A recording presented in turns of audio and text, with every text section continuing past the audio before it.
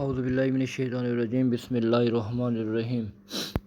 اسلام ایک ایسا دین ہے جو انسان کو نہ صرف برائی سے روکتا ہے بلکہ خیر خواہی، عدل اور رحمت تینوں کا درس دیتا ہے۔ قرآن کہتا ہے جو لوگ چاہتے ہیں کہ ایمان والوں میں بے حیائی پھیل جائے ان کے لیے دنیا و آخرت میں دردناک عذاب ہے۔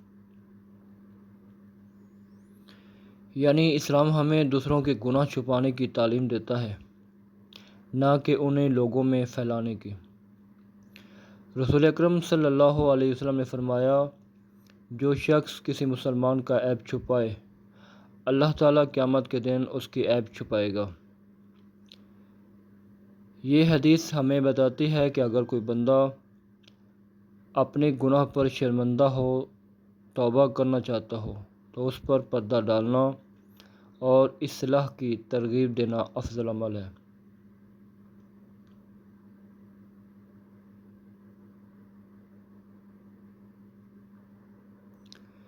لیکن اسلام صرف نرمی نہیں سکھاتا، عدل بھی سکھاتا ہے۔ اگر کوئی شخص چوری، قتل یا زنا جیسے جرم میں ملوث ہو اور دوسروں کے لیے نقصان یا فتنہ بن رہا ہو تو وہاں خاموشی گناہ ہے۔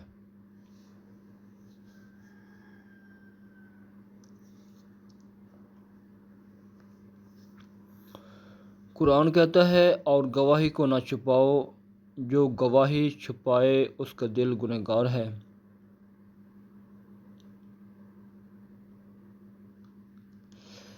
نبی پاک صلی اللہ علیہ وسلم نے فرمایا، ظالم کی مدد یہ ہے کہ اسے ظلم سے روکو۔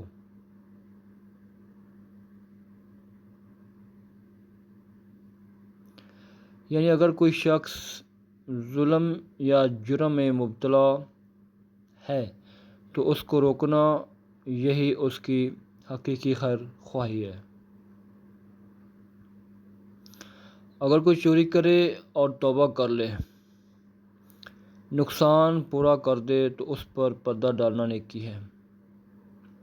لیکن اگر وہ عادی چور ہے، دوسروں کو نقصان پہنچا رہا ہے تو پھر خاموش رہنا ظلم میں شریک ہونا ہے۔ اس لیے نبی پاک صلی اللہ علیہ وسلم نے فرمایا،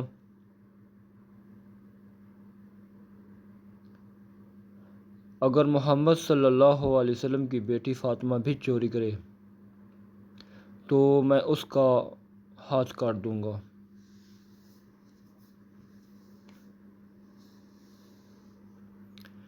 یہ ہے اسلام کا عدل، جہاں عدل بھی قائم ہے اور رحمت بھی۔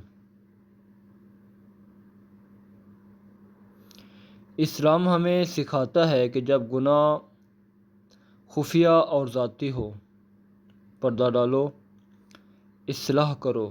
جب گناہ اعلانیہ یا ظالمانہ ہو روکنا، اطلاع دینا فرض ہے۔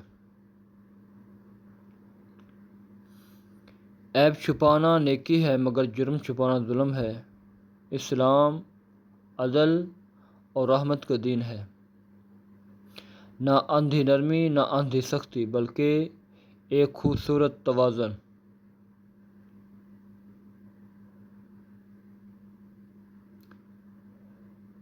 جزاک اللہ، صلو علی الحبیب۔ اگر آپ کو ویڈیو اچھی لگی ہو تو کمنٹ کریں، لائک کریں اور سبسکرائب کریں۔ آپ لوگوں کے تعاون کا شکریہ۔